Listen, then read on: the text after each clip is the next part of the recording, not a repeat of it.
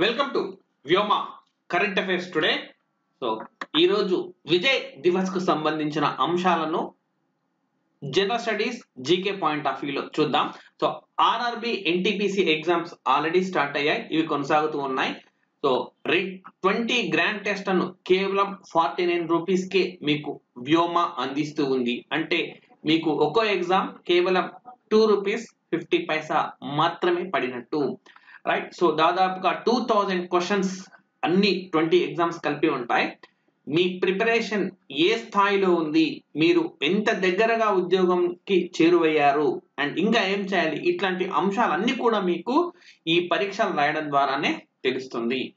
So ఇప్పుడు మనం సబ్జెక్టులకి వెళ్తే గాన డిసెంబర్ 16 విజయ్ దివస్ అనేది నిర్వహిస్తారు. సో చాలా డిఫరెంట్ యాంగిల్స్ అనేవి నేను ఈ పర్టికులర్ టాపిక్ లో టచ్ చేస్తాను. కాబట్టి ఒక అంశం మనం చదివితే కనీసంగా 10 to 15 బిట్స్ మనకు అందులోంచి రావాలి ఖచ్చితంగా. అప్పుడే మన ప్రిపరేషన్ అనేది కాంప్రహెన్సివ్ గా ఉంటుందని చెప్పుకోవచ్చు. సో డిసెంబర్ 16 భారతదేశంలో విజయ్ దివస్ గా నిర్వహిస్తాం. విజయ్ దివస్ అయితే ఈ సంవత్సరం ఒక ప్రత్యేకమైనదిగా మనం చెప్పుకోవచ్చు. ఎందుకంటే డిసెంబర్ 3 నుంచి డిసెంబర్ 16 డిసెంబర్ 3 నుంచి డిసెంబర్ 16 13 రోజుల పాటు భారత్ పాకిస్తాన్ యుద్ధం జరిగింది. ఇందులో భారత్ విజేతగా ఆవిర్భవించింది. అంటే కేవలం 13 రోజుల్లో ఈ యుద్ధం ముగిసింది. ప్రపంచంలోనే అతి తక్కువ కాలం జరిగిన యుద్ధాల్లో ఇది కూడా ఒకటి అని మనం చెప్పుకోవచ్చు. సో పాకిస్తాన్ పై భారతదేశం సాధించిన ఈ విజయాన్ని మనం ఏమని జరుపుకుంటున్నాం అనంటే విజయ్ దివస్ గా జరుపుకుంటున్నాం. అయితే ఈ సంవత్సరం ఏంటంటే 50 సంవత్సరాలు పూర్తయింది ఈ సంచలన విజయం సాధించి భారతదేశము ఈ సంవత్సరం ఈ డిసెంబర్ 16 తోటి స్వర్ణ విజయాన్ని జరుపుకుంది. స్వర్ణ విజయ్ వర్ష్ 50 సంవత్సరాలు పూర్తయిన నేపథ్యంలో స్వర్ణ విజయ్ వర్ష్, సో ఇదే మనకు హిందీలో అయితే స్వర్ణిం విజయ్ వర్ష్ అని చెప్పి నిర్వహించారు. ఈ సందర్భంగా నేషనల్ వార్ మెమోరియల్ న్యూఢిల్లీలో ఉంటుంది. ఇక్కడ జరిగిన ఒక కార్యక్రమానికి మనకు భారత ప్రధాని నరేంద్ర మోడీ కూడా హాజరయ్యారు, రైట్. సో డిసెంబర్ 3 1971 నాడు ఈ యుద్ధం ప్రారంభమైంది. Save Bengali Muslims and Hindus అన్న లక్ష్యంతో భారతదేశం బంగ్లాదేశ్ తరఫున ఈ యుద్ధంలో పాల్గొంది. సో 16th డిసెంబర్ నాడు అప్పటి పాకిస్తాన్ సైన్య అధికారి తన 93,000 మంది సోల్జర్స్ తోటి మరి భారత సైన్యాధికారి ముందు లొంగిపోయారన్నమాట. సో ముక్తి బహని ఇన్ ఢాకా అంటాం. ఓకే, సో ఎలాంటి షరతులు లేకుండా సో ముక్తి బహని ముందు లొంగిపోయారు. మరి ముక్తి బహని అంటే ఏంటి అంటే పాకిస్తాన్ కు వ్యతిరేకంగా యుద్ధం చేయడం కోసం ఏర్పాటైన ఆర్మీ అది, రైట్. సో ఇది బంగ్లాదేశ్ ఒక స్వతంత్ర దేశంగా ఆవిర్భవించేందుకు ఆర్మీ ఏర్పాటు చేసిన భారత సైన్యం ఏర్పాటు చేసిన ఒక దళమే ముక్తి బహని. ఈ ముక్తి బహని ముందు 93,000 మంది పాకిస్తాన్ సోల్జర్లు, సో మరి సైనికులు లొంగిపోయారన్నమాట, సోల్జర్స్. అండ్ ఇదే రోజు బంగ్లాదేశ్ లో మనకు స్వాతంత్ర దినోత్సవంగా జరుపుకుంటూ ఉంటాము. సో బంగ్లాదేశ్ మరి ఎందుకు ఈస్ట్ పాకిస్తాన్ లో భాగంగా ఉండలేకపోయింది అని అంటే వాళ్ళ కనీసపు హక్కులు కూడా ఇవ్వలేదు. లైక్ ఒక చిన్న ఎగ్జాంపుల్ కూడా చెప్తాను, దీంట్లో కూడా మనకు ఆబ్జెక్టివ్ బిట్స్ అనేవి ఉన్నాయి. ఫిబ్రవరి 21 మనం ఇంటర్నేషనల్ మదర్ టంగ్ డే గా జరుపుకుంటాం. ఇంటర్నేషనల్ మదర్ టంగ్ డే అంటే అంతర్జాతీయ మాతృభాషా దినోత్సవం. ఇంటర్నేషనల్ మదర్ టంగ్ డే గా జరుపుకుంటాం, అంతర్జాతీయ మాతృభాషా దినోత్సవం ఆ రోజు. సో దీనికి కారణం ఏంటంటే బంగ్లాదేశ్ 1999 నుంచి జరుపుకుంటూ ఉన్నాం. ఏ రోజున మనము మాతృభాషా దినోత్సవం జరుపుకుంటాం? ఫిబ్రవరి 21. ఎప్పటి నుంచి జరుపుకుంటున్నాం? 1999. దీనికి కారణం ఏంటి అంటే బంగ్లాదేశీయులు చేసిన పోరాటమే ఈ ఉత్సవానికి కారణంగా చెప్పుకోవచ్చు. నిజానికి 1948 లో పాకిస్తాన్ ఒక ఉత్తర్వు జారీ చేసింది.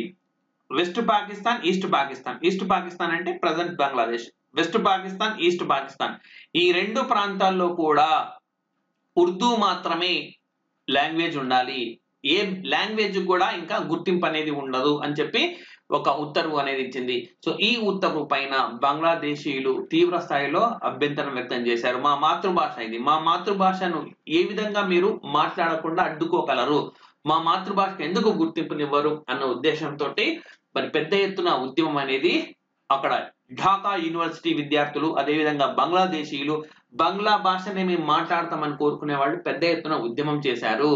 సో 1952 ఫిబ్రవరి 21 ఈ రోజున మనకు ఈ ఢాకా యూనివర్సిటీకి చెందిన కొంతమంది యువకులు, బర్కత్ అనే ఒకడు, సలాం అనే ఒక యువకుడు, రఫీక్ అనే అతను, జబ్బార్, అదేవిధంగా షైఫుర్, వీళ్ళందరూ కూడా ఉద్యమం చేస్తూ ఉంటే అక్కడ జరిగిన కాల్పులకు చనిపోయారు. అంటే మాతృభాష కోసం, మా మాతృభాషలో మమ్మల్ని మాట్లాడుకోనివ్వండి అన్న డిమాండ్ చేస్తూ వాళ్ళు తమ ప్రాణాలను కోల్పోయారు. ఈ నేపథ్యంలో మాతృభాష పట్ల వాళ్లకున్న ప్రేమ, అదేవిధంగా ఎవరికైనా సరే మదర్ టంగ్ పైన భావ వ్యక్తీకరణ చాలా బాగా ఉంటుంది. మరి వీళ్ళ త్యాగానికి గుర్తుగా ఫిబ్రవరి 21 మనకు అంతర్జాతీయ మాతృభాషా దినోత్సవం అనేది జరుపుకుంటూ ఉంటాము. రైట్. సో ఇవన్నీ కూడా మనకు ఆబ్జెక్టివ్ బిట్స్ కానీ మీరు పరిగణించాలి. అయితే వాళ్ళ పేర్లు గుర్తుపెట్టుకోవాల్సిన అవసరం లేదు, డే ఎప్పటి నుంచి జరుపుకుంటున్నాం ఇవన్నీ కూడా. అండ్ నెక్స్ట్ మన హూ ఈస్ హూ, ఈ భారత్ బంగ్లాదేశ్ యుద్ధం భారత్ పాకిస్తాన్ యుద్ధం జరిగినప్పుడు ఎవరున్నారు భారతదేశంలో రాష్ట్రపతిగా, ప్రధానిగా, ఇవన్నీ కూడా మనకు ఇంపార్టెంట్ ఇష్యూస్. అవి మనం ఇప్పుడు హూ ఈస్ హూ చూద్దాం. దాంట్లో కూడా ఏ విధంగా మనము లోతుగా వెళ్ళొచ్చో కూడా చెప్తాను. సో ఈ విధంగా కరెంట్ అఫైర్స్ ని చాలా సమగ్రంగా PDF తో సహా మీకు వ్యోమ కరెంట్ అఫైర్స్ టుడే అందిస్తూ ఉంది. 6 నెలల కరెంట్ అఫైర్స్ జూలై టు మనకు డిసెంబర్ వరకు 199 రూపీస్కే అందిస్తూ ఉన్నాము. అండ్ అతి త్వరలో 2 తెలుగు రాష్ట్రాల్లో నోటిఫికేషన్స్ రానున్నాయి. సో ఇండికేషన్స్ అన్ని క్లియర్ గా ఉన్నాయి. అండ్ వేకెన్సీస్ కూడా ఇప్పుడు తీస్తూ ఉన్నారు. సో కాబట్టి ఆస్పిరెంట్స్ అందరూ ఇప్పుడే ప్రిపరేషన్ ప్రారంభించాల్సిన అవసరం అనేది ఉంది. జనవరిలో ఆంధ్రప్రదేశ్ లో మనకు క్యాలెండర్ రానుంది. సో నోటిఫికేషన్లకు కాస్త టైం పడుతుంది, క్యాలెండర్ అనేది రానుంది. అదే విధంగా తెలంగాణ గాన తీసుకుంటే మనకు either December ending or January ఖచ్చితంగా పోలీస్ జాబ్లకు సంబంధించిన నోటిఫికేషన్ అనేది వస్తుంది. అండ్ మరొక వారం నుంచి 10 రోజుల్లో గ్రూప్ 1, గ్రూప్ 3 ఈ 2 పోస్టులకు సంబంధించిన సమాచారాన్ని కూడా మేము అందిస్తాము, వేకెన్సీస్ తో సహా అందిస్తాము. కాబట్టి ఆస్పిరెంట్స్ తమ ప్రిపరేషన్ ను కొనసాగించాల్సిన అవసరం ఉంది. చాలా కాలంగా నోటిఫికేషన్ రానందువల్ల మరి చాలా మంది బాగా ప్రిపేర్ అయి ఉన్నారు. ఇప్పుడు అందరికంటే ఎక్కువ మార్కులు సంపాదించాలన్న ఉద్దేశంతో ఒక సమగ్రమైన కోర్సుని వ్యోమ మీకు అందిస్తూ ఉంది. ఇప్పుడు మనం టాపిక్ లోకి వెళ్దాం. నాటి భారత రాష్ట్రపతి వివి గిరి, వరహాగిరి వెంకటగిరి అంటాం. మనకు ఇండియా పాకిస్తాన్ యుద్ధం జరిగినప్పుడు 1971లో నాటి భారత రాష్ట్రపతి వరహాగిరి వెంకటగిరి. అండ్ నాటి భారత ప్రధానమంత్రి ఇందిరాగాంధీ. సో చాలా మంది ఆస్పిరెంట్స్ ఇంత మేరకు గుర్తుంచుకుంటారు. ఇంకా మనం దీన్ని మించి చేద్దాము. నాటి విదేశాంగ శాఖ మంత్రి స్వరణ్ సింగ్, ఇంపార్టెంట్.